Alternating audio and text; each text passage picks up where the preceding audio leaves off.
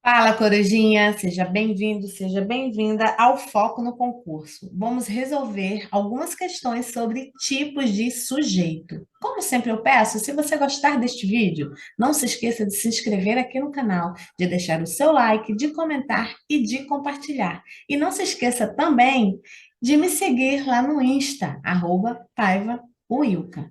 Vem comigo conhecer a primeira questão. Nessa frase, o sujeito do verbo é. Nesse momento, começaram a feri-lo nas mãos a pau. A primeira coisa é identificar o verbo. O nosso verbo aqui, ó, é começar. Quem começou a ferir alguém nas mãos? Não sabemos. Não temos ideia de quem foi, certo? O verbo aqui, ele está na terceira pessoa do plural. Ele já está te indicando que o nosso sujeito aqui é indeterminado, porque não sabemos exatamente quem praticou a ação. Por isso, o nosso gabarito aqui já é a alternativa B. Na A diz que é nas mãos, não, aqui foi onde a pessoa foi machucada. Na C diz que é eles, determinado, não temos essa informação no texto. Na D, inexistente ou eles, dependendo do contexto, isso não existe. Na E, nenhuma das alternativas também não. O nosso sujeito, ele é indeterminado. Temos três casos que indicam aqui o sujeito indeterminado. Quando o verbo estiver na terceira pessoa do plural, como é o nosso caso, e que não tiver, claro, o sujeito explícito. Quando o verbo estiver na terceira pessoa do singular, seguido da partícula ser, quando o verbo também for transitivo indireto, seguido da partícula ser, ele sim vai indicar um sujeito indeterminado. E a partícula ser vai ser um índice de indeterminação do sujeito. E quando o verbo estiver no infinitivo impessoal. Então, são esses três casos aqui que vão indicar o sujeito indeterminado. Questão 2. Assinale a alternativa em que a oração sem sujeito, ou seja, sujeito inexistente. O foco aqui vai ser no verbo haver ou fazer. Quando você puder substituir o verbo haver por existir, ele vai ser um sujeito, ele vai ser um verbo impessoal e não vai ter sujeito. E quando o verbo fazer estiver indicando tempo, ele também não vai ter sujeito. Alternativa A, esperanças haverá sempre. Primeira coisa é identificar o verbo.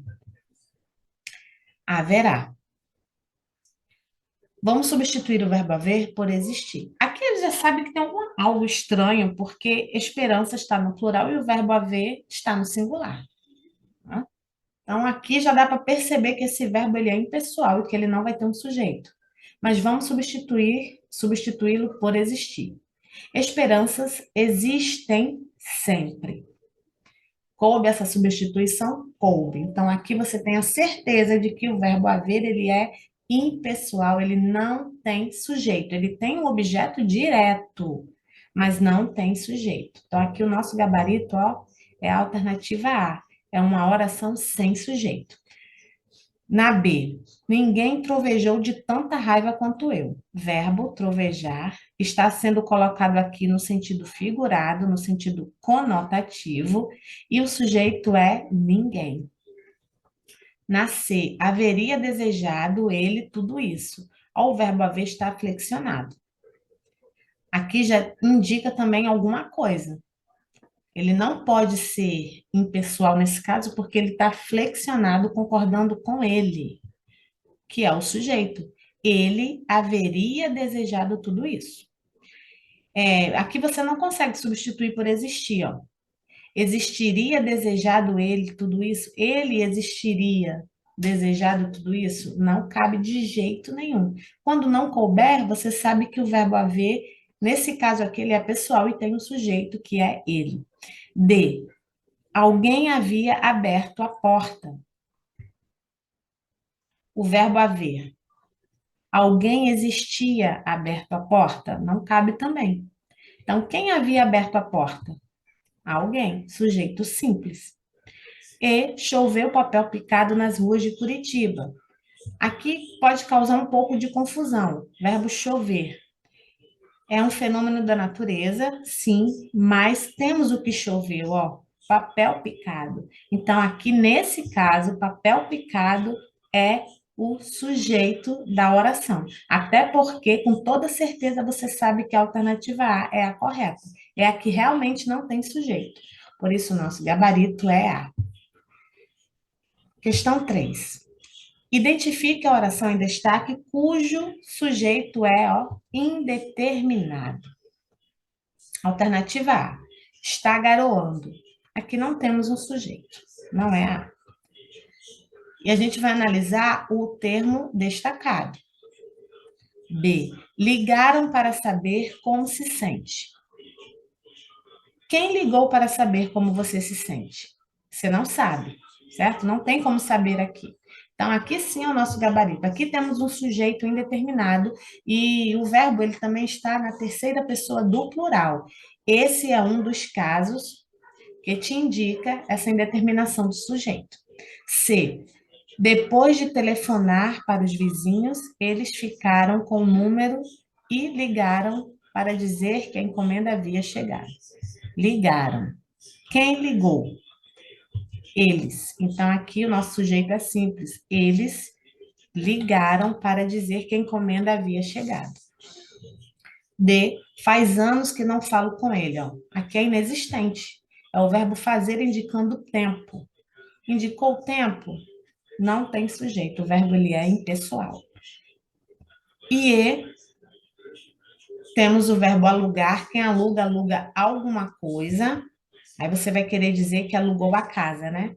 Beleza. Só que aqui tem a partícula ser juntinho do verbo transitivo direto. Se estiver com o verbo transitivo direto, esse ser vai ser a partícula apassivadora. E casa é o sujeito simples. Casa é o sujeito paciente do verbo alugar. Então, aqui realmente o nosso gabarito é B. Quarta questão. No trecho, o termo os homens é: os homens me surpreendem. Quem surpreendem a mim? Os homens. Os homens aqui, ele é o sujeito. Temos aqui um sujeito simples. Ele está no plural, mas ele continua sendo simples. Nosso gabarito aqui é alternativa A. Quinta questão. Ana Paula e Natália estudam perto de casa. Verbo estudar. Quem estuda perto de casa? Ó, Ana Paula e Natália. Temos dois núcleos. Temos aqui dois sujeitos. Temos um sujeito composto. Temos duas pessoas praticando a ação de estudar. Então, aqui o sujeito ele é composto. Na segunda oração, faltam-me palavras para dizer o quanto te amo. Verbo faltar, né? Faltam o que a mim? Palavras. Ele está posposto ao verbo. Sujeito simples. Palavras faltam a mim. Então, as palavras que faltam.